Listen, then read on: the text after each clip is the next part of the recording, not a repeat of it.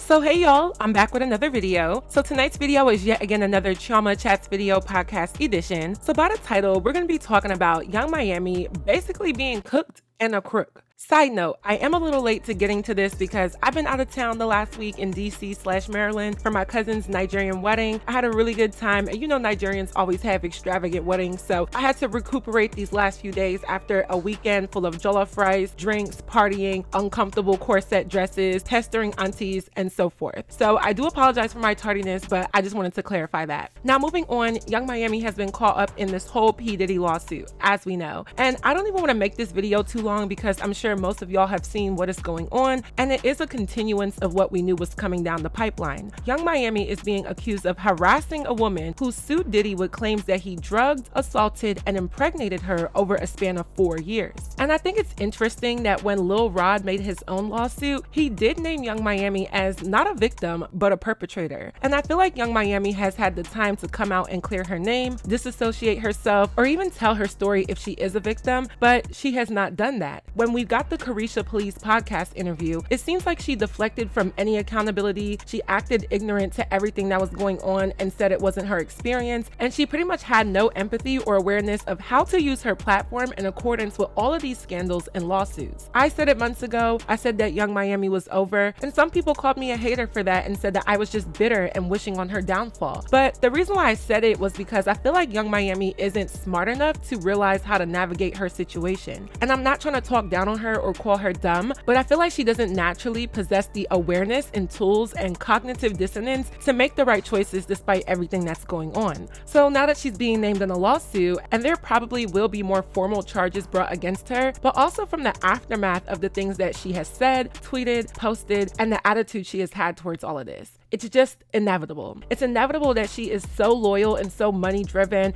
and so selfish that it's now led to the demise of everything that she has worked for and her reputation overall. So I wanted to talk about this because it was trending and it is a follow-up from all of this, but pertaining to Young Miami, where my foot hasn't left her neck at all. So I've broken this video down into one overall main talking point. So without further ado, let's get right into this video. So my one and overall point is Young Miami is cooked and a crook. And when I say cooked, that means, yeah, it's up, it's over, it's finito, done, unplug, turn off the light, log out, whatever you want to say. According to Got the Scoop on Instagram, it says Young Miami is being accused of harassing the woman who just sued Diddy with claims that he drugged, assaulted, and impregnated her over the span of 4 years. The woman accused Young Miami of harassing her to get an abortion. Jane Doe first met Diddy in fall 2020 overseas after he invited her on a trip, the lawsuit alleges. After visiting him in spring 2022 in Miami, the lawsuit says she woke up and her feet were purple and bruised with a bite mark on her heel, stating she was unaware of how she got the injuries. The lawsuit also states that the Jane Doe was compelled to ingest an unknown substance before she learned that it was or contained the drug ketamine and or other substances, which caused her to black out and lose consciousness intermittently. Later, she took a pregnancy test which was positive. The lawsuit alleges that the city girl rapper Young Miami, whose legal name is Carisha Brownlee and is the apparent ex-girlfriend of Combs, harassed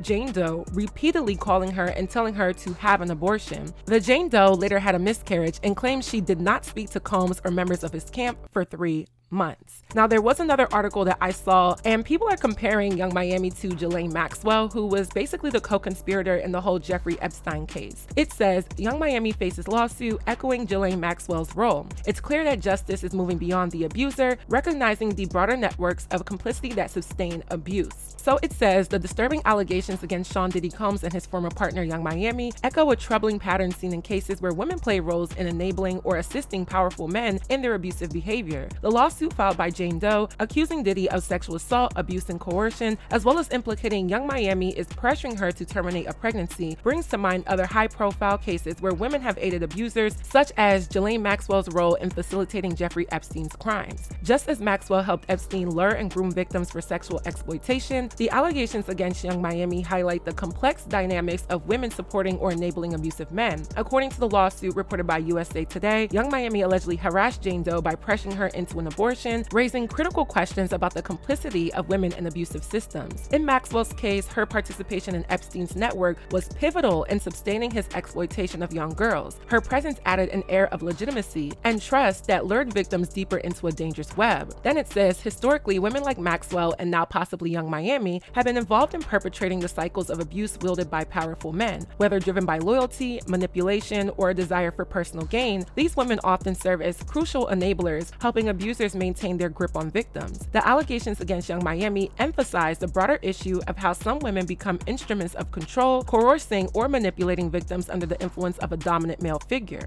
This dynamic is not new. In the case of R. Kelly, numerous women were involved in helping facilitate his control over victims, from grooming them to enforcing his rules. Their actions, much like what is alleged against Young Miami, help to sustain a cycle of abuse that would otherwise be more difficult for a single individual to maintain. These enablers often provide the logistical or emotional infrastructure that abusers need to manipulate and control their victims, making it difficult for them to escape. Now, after reading that, I do think there's a lot of parallels to what Young Miami is doing and other women such as Ghislaine Maxwell. I mean, let's be real. A lot of these people are powerful, but they're individuals. They can't just do all of this on their own. So they have teams of people. They have industries of people within their brand and their network that help them. And honestly, what better person or worse person than Young Miami, who is this superstar and who everyone really liked in the City Girls group, to be a part of all of Diddy's vicious and deviant crimes. Now, all of this is crazy because it shows that Young Miami is definitely not a girl's girl. She's definitely selfish, and she probably has a very piss poor personality. The thing is, I think she's likable in the sense of her position in her former rap group, with her being the one with less talent but more personality. But people have skeletons in the closet, and you never know how someone is behind closed doors. You never know how low somebody will stoop for positions, money, privilege, benefits, and you never know what is fueling them. I think Young Miami is fueled by ego and jealousy. The ego is because she is who she is. She's a big rapper, and she's had a successful run over the last 7 or 8 years. So with her inflated ego, she automatically believes that she's better than people, especially these unknown side women who are part of the Diddy story. The second aspect of jealousy is simply what it is. There's jealousy involved when you feel that you are owed some type of privilege over other women, and that something about you, whether it's physical or non-physical, is making a man, in this case Diddy, still deal with other women and give them certain perks that you want. I remember Young Miami tweeting or just going on about how she wants to have twins if she ever has more kids. And this was during the time that the public knew that she was dating Diddy, and we assumed that she would want them by Diddy. I definitely gonna have more kids. I want twins, so that's why I was throwing it out there. She want more kids because I wanted to set the twins, and I know they weren't. You said they running your family. You said you ain't want to have no more kids when we was talking. Yeah, but I want some twins now. I changed my mind. Oh, you changed your mind? Mm-hmm. All right. And I know they like running your family, so I'm just throwing it. I'm throwing it out there. Hey, yo, you know you a mean manifester with that 1111.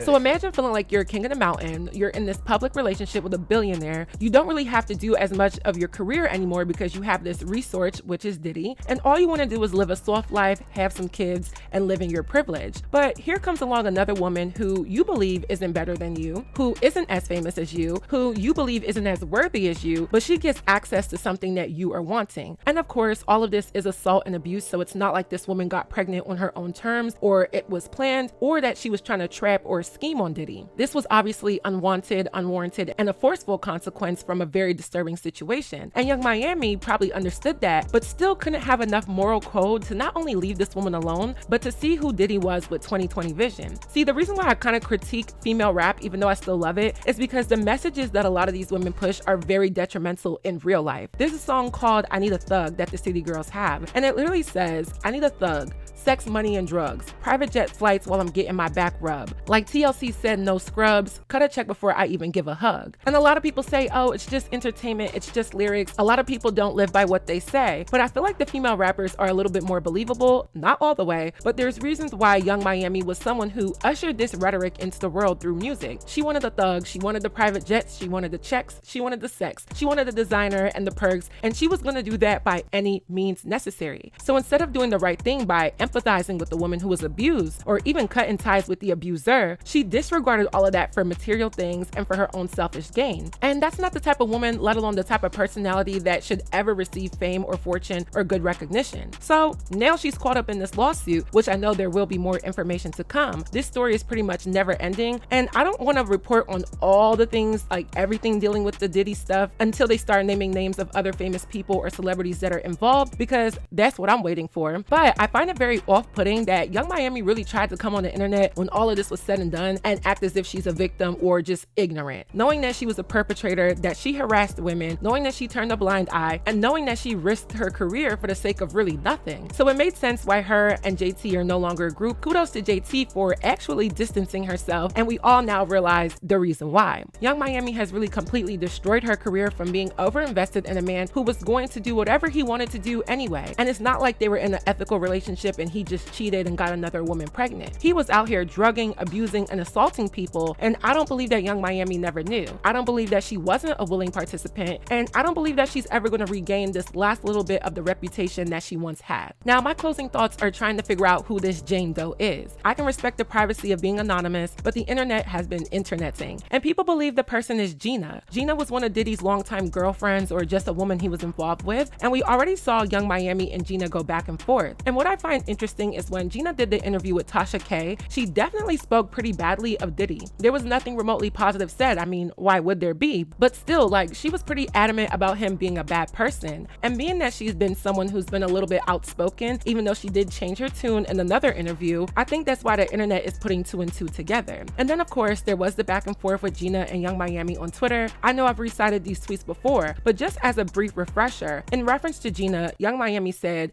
"B, you're a munch. If I wanted you to eat my poom poom, Diddy would have had you on your knees. You're an eater. You want a baby, B. I have a career. You a certified freak. You haven't heard from Diddy since the awards, reminiscing on abortions. Let that hurt go, Chun-Li. Gina, you've been down bad ever since I came into the picture. You've been crying for a baby for 10 years. You've been around as a B that eat poom poom and penis when he feel like it. You a eater. You the same B that was crying on Tasha K because you wanted a baby. Poor sushi." Now let's really hone in on this. The only discrepancy I see where maybe this lawsuit may not be coming from Gina is the fact that in the lawsuit it says that she's been knowing Diddy for the last 4 years, since 2020, but Young Miami is saying 10 years. But maybe there's just a discrepancy. I don't know. But there's a reason why I'm referencing these tweets again. Young Miami literally said, "You've been crying for a baby for 10 years. And she references abortion. She says that Gina wants a baby, meanwhile Young Miami has a career. So essentially taunting Gina for her confusing desire to have a baby by Diddy, but she was abused, so, you know, I'm gonna give it grace a little bit. But Miami was aware of something dealing with a baby and abortions. So I see why the speculations are being drawn as to who this Jane Doe may be. It's not confirmed or proven, but I do think there is some correlation in all of this. All in all, Young Miami is really just a bird at this point, and we've been through that. And it's not even to down talk her, but it is to call it what it is. She sat in her interview and said that Diddy made her be better, made her be a woman, let her sit up in her womanhood, bossed her up, was a good business partner, all while knowing what was going on and what she was doing in their scheme of evil. And it's all coming back to her now. I don't feel bad for her. When I said that it was over, it's because I knew there was more to it. And I'm really just interested to see if she's going to go to jail or maybe there'll be some legal consequences. And also how the public is going to patronize her, look at her, and probably do away with her now that there's more information coming out. So that is it for this video. I hope you all enjoyed. Please let me know your commentary on my commentary down below. What do you think? What do you know? Let me know. If you haven't already, make sure you guys check out my vlog channel. It's going to be linked and pinned down below. I'm going to be posting my Nigerian wedding vlog from DC, Maryland, my cousin's wedding, very soon, probably next week. So make sure you guys go subscribe if you want a little bit of insight into my personal life. Those videos give you a little bit more personality in what I do day to day. And lastly, as always, don't forget to follow me on all of my social media networks, and I will see y'all in my next video.